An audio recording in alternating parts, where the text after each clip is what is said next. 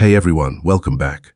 Today's story is about something so small, so simple, that most people completely overlook it.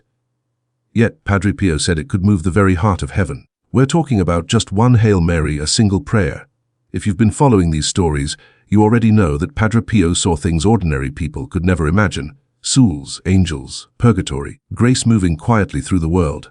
But among all the wonders he witnessed, few things amazed him as much as the hidden power in this one short prayer. Padre Pio once said, "If you truly understood the value of a single Hail Mary, you would recite nothing else for the rest of your life." People would hear the words, nod politely, and quickly forget them, until they saw how deeply he lived by them. He prayed the Hail Mary constantly. While walking, hearing confessions, in pain, resting, even bleeding. He taught that the prayer was not just words, it was an act of offering your heart to the Mother of God. Every Hail Mary, he said, is like a kiss placed on Our Lady's hands, and she never keeps a single one for herself. She brings them all to Jesus. The real mystery began one evening when Padre Pio was in the choir, quietly praying before the Blessed Sacrament. According to one of the friars, his face suddenly changed. He turned pale, tears filled his eyes, and he stared at an empty corner of the chapel as if someone invisible stood there. The friar gently approached him and asked, "Father, what did you see?" Padre Pio replied, "A soul from purgatory." He paused, took a deep breath, and then said something the friar would never forget. "He came to thank me for a single Hail Mary offered long ago, which he had forgotten, but heaven had not." Padre Pio explained that earlier that day, while walking through the courtyard, he had whispered a distracted Hail Mary for someone in need. No name, no details, no plan, just a simple, spontaneous act of charity. That one small prayer had become the very thing that pushed a suffering soul into the light of heaven. He described the moment it touched the soul as a drop of cool water falling onto burning coals. The soul felt relief, not from punishment but from the sorrow of being far from God. That experience changed the way Padre Pio spoke about small prayers. He told his spiritual children that no prayer is ever wasted, especially one prayed with sincerity, even if it seems weak or distracted. He explained it like this: the Hail Mary is like placing a candle in the hands of the Virgin. She decides where its light is most needed. Even when we feel nothing, even when we're tired, distracted, or discouraged, Our Lady hears the intention behind the prayer, not the perfection of the words. "Do not pray only when you feel holy," he said. "Pray especially when you feel weak. Those are the Hail Marys that save souls." There's another story that shows this even more clearly. One afternoon, Padre Pio was hearing confessions when he suddenly looked over a penitent's head, surprise on his face. After a moment, he smiled gently, something he rarely did in the confessional, and whispered, "Go in peace. Your mother is in glory." The woman burst into tears. Her mother had died years before, and she had carried guilt for not praying more. Afterward, the friars asked Padre Pio what happened. He said, "I saw her mother's soul. She told me she entered heaven because her daughter once prayed a single Hail Mary for her on a day when she felt alone." When the friars asked when this had happened, Padre Pio replied, "When she was a child, she prayed it without thinking. A simple prayer of love, but heaven remembered it. That forgotten prayer became the ladder that lifted her mother into paradise." Padre Pio said these things happened constantly. Many souls are saved by small acts of love that people barely remember. He explained, "Grace is not measured by size but by love. A grain of wheat becomes bread, a drop of water becomes life, a single Hail Mary becomes salvation." He taught that the power of the Hail Mary comes from the name at its center, Jesus. The prayer is like a thread. Mary holds one end, Jesus holds the other, and the soul clings to the middle. Even when said quickly, the prayer carries hidden strength because it unites us with the humility of Mary, the woman who said yes on behalf of all humanity. Padre Pio said, "Mary never forgets a soul who remembers her even in a whisper." A famous testimony comes from a soldier who came to him after the war. He told Padre Pio that in the middle of a battlefield explosion, he instinctively shouted, "Hail Mary, help me." He survived, but many around him did not. Padre Pio listened quietly and said, "Do you know why you are still alive? Because your cry called your mother." A Hail Mary said in fear is still a Hail Mary. The soldier asked if God hears prayers born of panic. Padre Pio answered, "Especially those. Panic is just the heart breaking open." He believed the simplest Hail Mary said in the darkest moment becomes the brightest flame in heaven because it comes from honest need, not pride. Padre Pio also said that Our Lady uses the Hail Mary to reach souls who otherwise could not be touched. Souls hardened by sin, souls dying without the sacraments, souls who pushed God away their whole life. One Hail Mary, he said, can soften a heart at the very last breath. He told a story about a dying man who had lived in bitterness and refused confession. His family begged Padre Pio for help. He prayed a Hail Mary for the man and asked Our Lady to intervene. Minutes later, the man who had not prayed in 40 years whispered, "Mother, help me." He asked for a priest reconciled and died in peace. Padre Pio said afterward, "It was not my prayer. It was Mary's presence inside the Hail Mary." He insisted that the Hail Mary is not just a devotional phrase, it is a spiritual force. A soul cannot remain the same after a Hail Mary, he said. It either rises or it trembles. The prayer has a double effect. It purifies the one who prays and opens a path for someone else. Padre Pio even said that some souls receive the grace of final repentance because of Hail Marys prayed decades earlier by parents, grandparents, or even strangers. Mary collects them, he said.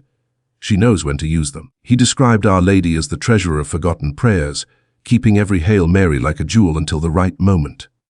And when that moment comes, she uses it to save a soul who thought themselves lost. Padre Pio would repeat, "Do not underestimate the smallest prayer. In heaven, nothing is small." He often said that the Hail Mary doesn't just change the person who prays, it changes the world around them. Every time it's spoken, something moves in the invisible realm. A soul receives comfort, an angel receives strength, a heart receives light. Mary is never still, he said. Whenever someone calls her, she comes running. One of the most striking experiences of this happened on a quiet morning in San Giovanni Rotondo. A young friar entered the choir and found Padre Pio standing completely motionless, his rosary dangling from his hand.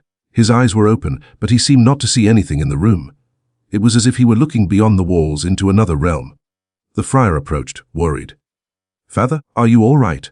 Padre Pio blinked slowly, returned to himself, and whispered, "Do not disturb them. They are rising." The friar, puzzled, asked who he meant. Padre Pio answered, "The souls, the ones freed by the Hail Marys prayed this morning." He described seeing them as sparks rising through a thin mist, some slowly, some quickly, carried on a light that felt almost like wind. And standing among them was the Virgin Mary, gently gathering them, guiding them upward. "She takes each one by the hand," he said, "not because they earned it, but because someone remembered them." He explained that when people pray the Hail Mary for souls who have no one else to pray for them, heaven responds immediately. Their suffering is eased. Their longing turns into hope. The prayer becomes a bridge under their feet. For Padre Pio, this wasn't just poetic words. He saw it. He once told a spiritual daughter, "When you pray for someone who has died, your words fall on them like dew in the desert." He described purgatory as a place of dryness, a burning thirst for the presence of God. A single Hail Mary, he said, is like giving them water that tastes of heaven. There was another occasion that moved even the most seasoned friars living with him. Late at night, Padre Pio was praying his rosary in the hallway. Suddenly, he stopped and placed his hand over his heart as if overcome by a wave of emotion. Tears filled his eyes. A friar ran to him. "Father, what is happening?" Padre Pio whispered. "A soul has just entered paradise, because of a Hail Mary prayed by a poor, elderly woman who thought she had nothing to give." Then he added, "Heaven leans closer for the humblest voices." He deeply believed that the poor, the lonely, the forgotten, those who pray with simple faith, often release more souls from purgatory than scholars or theologians.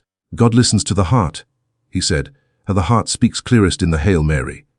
Padre Pio also spoke about the mysterious timing of prayer, not measured in minutes or hours, but in the divine sense of God's providence. He insisted that every Hail Mary is available to God at the precise moment it is needed most.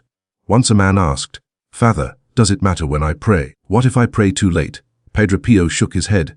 "With God, it's never too late. Your prayer today can save a soul yesterday." The man stared, amazed. Padre Pio continued, "We live in time.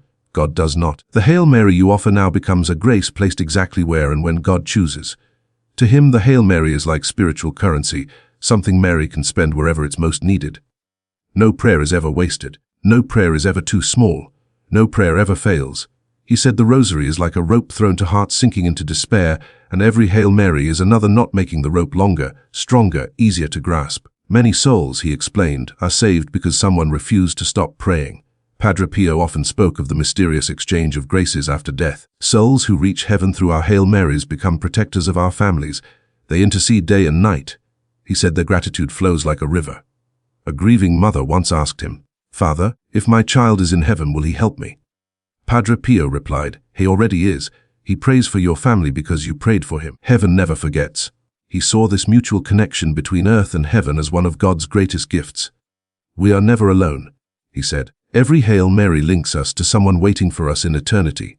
One unforgettable story came from a doctor who witnessed Padre Pio collapse from exhaustion. They carried him to his cell, and even as he drifted in and out of consciousness, his fingers kept moving over his rosary beads. The doctor gently asked, "Father, why push yourself? You need rest." Padre Pio answered without opening his eyes, "If I stop, a soul may wait longer for light. And if one Hail Mary can shorten that wait, how can I rest?" Then he whispered, "Our Lady never sleeps." This phrase became famous among the friars. Padre Pio believed Mary is always active, always searching, always visiting souls with the prayers entrusted to her. "She moves through purgatory like a mother walking through a hospital," he said, touching the wounds of her children. He even described seeing her bending over certain souls as a mother bends over her child in bed. Every time, she carried the rosaries and Hail Marys offered by the living. "She carries them like bread," he said, "and feeds the souls with them."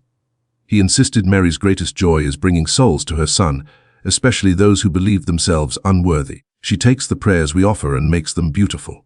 Toward the end of his life, when his hands trembled too much to hold the rosary tightly, the friars helped him guide the beads. But even then, even as his voice grew weak, he whispered every Hail Mary with the same devotion he had as a young man. A friar once asked, "Father, what is the Hail Mary to you?" Padre Pio paused and said, "It is the key to mercy. It opens doors no one else can open." He believed that when a person dies, the Hail Marys they prayed during life become lanterns lighting their path, guiding them through fear, comforting them in judgment, embracing them in hope. "For the souls still waiting for heaven," he said, "the Hail Mary is like sunrise." He described purgatory as a place where time feels like longing, and heaven as the place where longing becomes fulfillment. And between the two, he said, stands Mary, carrying all the forgotten prayers of the faithful. Padre Pio's final teaching about the Hail Mary was one of the simplest.